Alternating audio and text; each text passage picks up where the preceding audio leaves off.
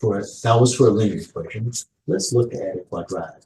So let's call this example 2.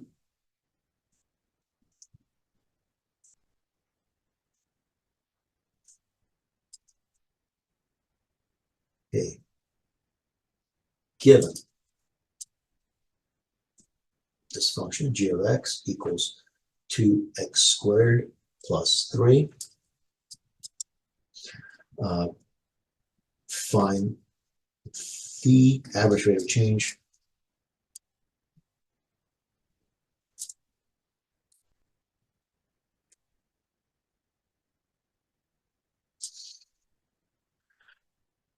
on this. So notice, how is this different from,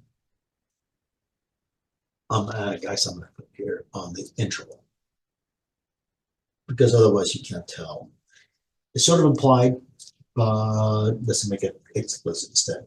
So what is the 2 here? The 2 is my start. So what it's saying is I start here and end there. Okay. So again, what I meant was in the A, the starting point. Again, I reversed them at the moment. I can even change the variable if that makes it simpler to think about. Should I do that? Yeah, why not? Just switch this out. As a matter of fact, let's do this backwards. Don't want to do that? Nah, I stick with that. Maybe I'll do this, just so we'll be in confusion. I'll call this B for fun. Just change my constant there, but that's still my endpoint. Great. So now here's my average rate of change.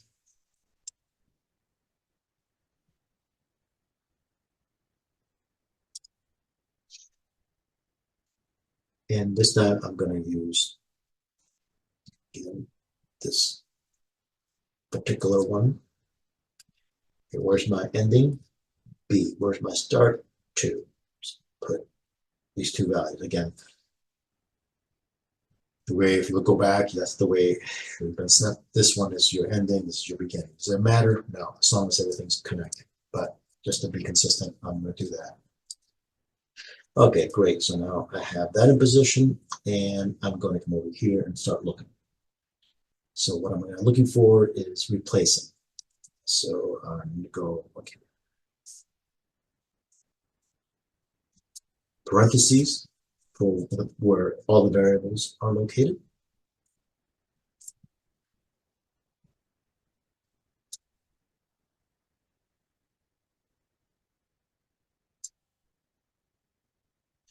And the number is b minus 2. And I'm going to make my replacements b. No, it's b, and this is the 2. Fantastic. And now it's a matter of start doing some calculations. So do b squared, 2b squared plus 3. Here, this is going to turn into a value. 2 times 2 is 4, times 2 is 8, plus 3 is 11.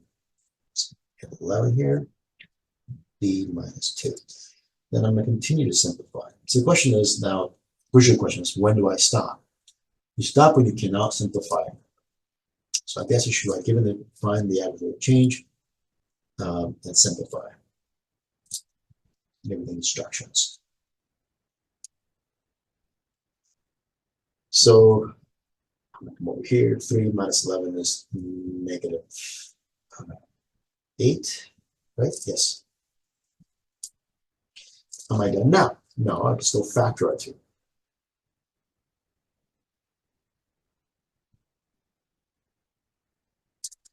Am I done now? No, because see this, I can still factor. I don't know why I put negative 2 there. There's b squared, and I have really with the difference of squares. Remember, really quick reminder, difference of squares. So if you don't remember what this is, look it up. But the difference is, if you got something like a squared minus b squared, this fraction to a minus b, a plus b. Now, how do I know I need to do that? Because I'm already looking at this denominator, and the idea, can I cancel anything else? And it looks like I can, to simplify. So I can factor this out because I'm looking at the denominator and it's reminding me, oh yeah, this is the difference of squares. So this will factor into, and if you look closely, something squared, something squared. So that's going to be b minus 2. And then we can look here, look, and it's the same thing, but one's adding, one's subtracting. B plus 2, b minus 2. These cancel, and now I'm done. Do I need to distribute that 2 again? You could if you want to. Sometimes it's just easier to leave everything factored as well. So I'm going to, and I'm done. Now here's example 2b, just to give you a different little set flavor.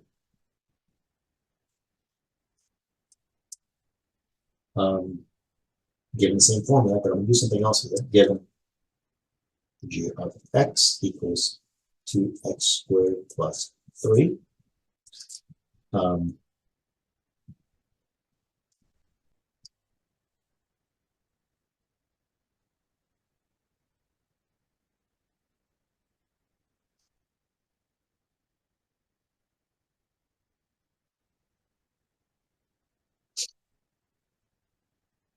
There's no easy way to describe this. Do I like that? Not really. And I said, that one's going to call fine.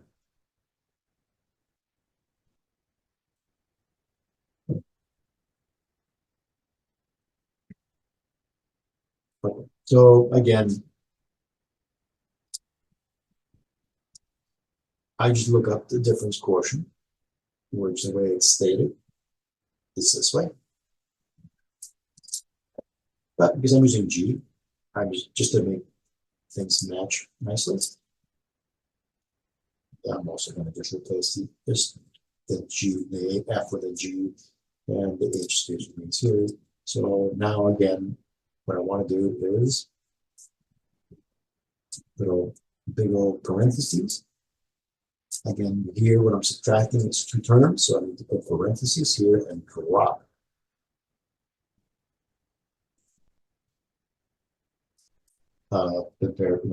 When I'm about to drop it here, I'm going to put in parentheses. So notice every time I see a variable, parentheses, parentheses. So that way it reminds me that I need to replace it with something else besides the original variable. I drop here, drop, and now it's a matter of cleaning this up. Now remember this a plus h. What is a plus h? Again, this is what I like to call my little drop zone. Sometimes on a piece of paper, if you need to do little spots, have a little place where you can just do your work. So this is different from that.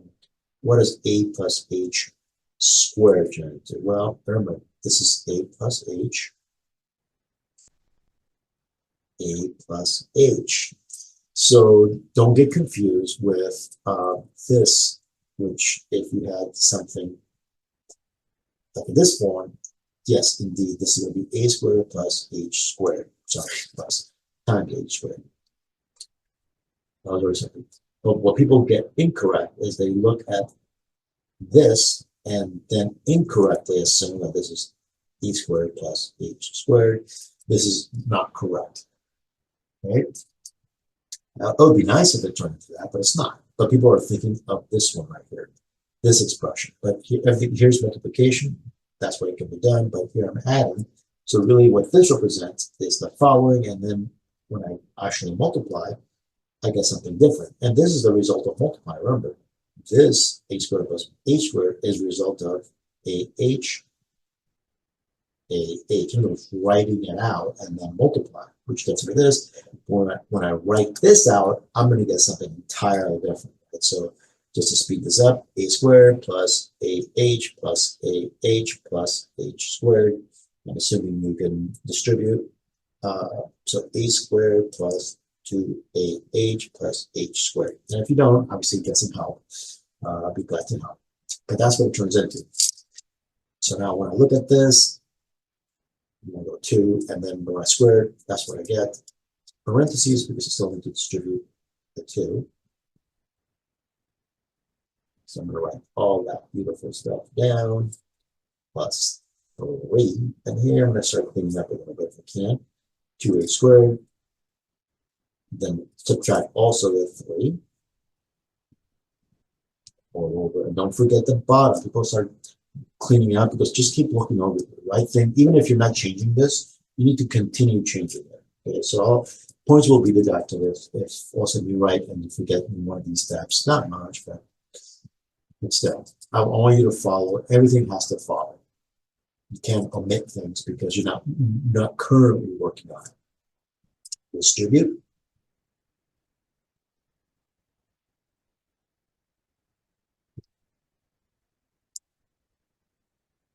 And notice everything that's not being changed, I still have to write down. And now we start cleaning up. 2h squared minus 2h squared is 0. Look at this. When I did this, I forgot that 3. So I'm going to write it here at the end. So every time I do something, I look up. Look up, and I forgot to do that. I wrote all this out. I distributed it, and I forgot that 3. So that's why you kind of keep looking up here. So I'm going to write it down here. So yes, the plus 3. So yes, 2h squared minus 2h squared is 0. Negative 3 plus 3 is 0. So what I'm left with is 2h squared plus 4h all over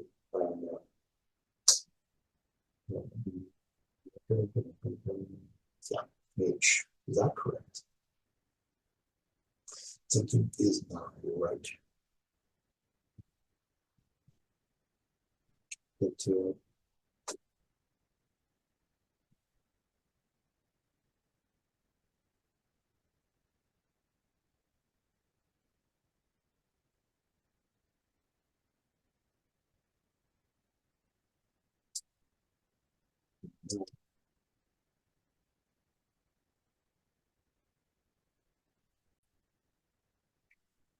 Okay, I spotted my error, and it's right here.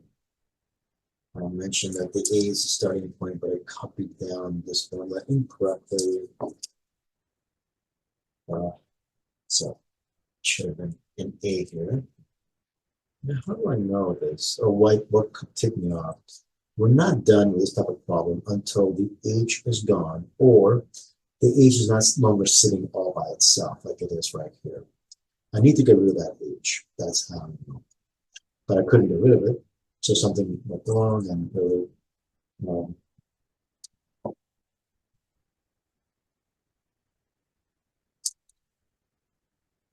and it's because I've done that. So now what I have is not this. 2a squared minus 2a squared is 0. And what I'm left behind is 2h squared plus 4h. Great. Now notice I can factor out that h on the numerator. So again, we're not done until this h cannot be in the denominator when it comes to doing this. And it's okay for the denominator as long as we're adding something. If you multiply 3h, no good. But if you got an h plus 7, fantastic. But we need to be adding something here. Something's got to be wrong, then you're okay. Otherwise, we're not okay. So I factor out that h.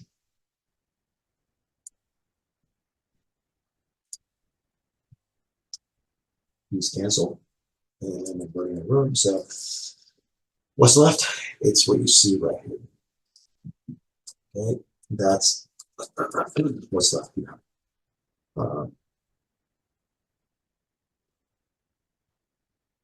And now I'm done.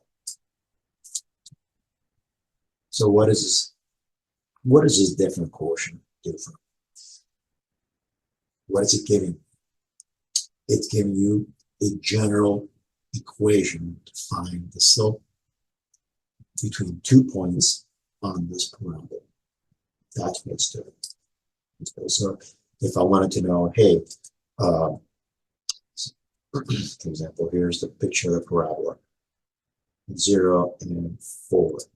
And let's say that I want to start at 0 and end at 4, so I can draw pictures. Actually, it's not quite what this looks like, but just to get the point across. But if I want to know what is the average rate of change on the interval 0 to 4, I realize, oh, okay, well, the A is my starting point. That's at 0.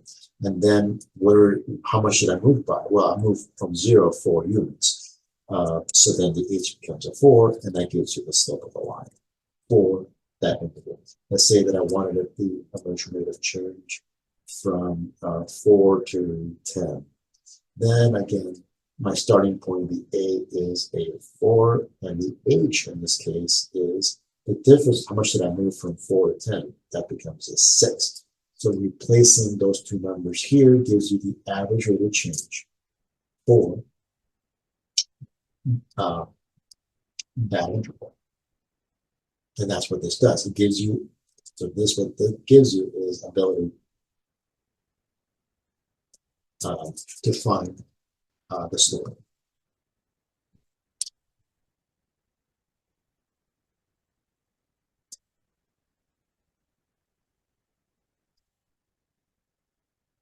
So ability to find the average rate of change. That's what it does. Sorry, I was off camera. So again, what it does is 0 to 4. I can replace A with a 0, H with a 4, since that's the difference, to get the average rate of change for that.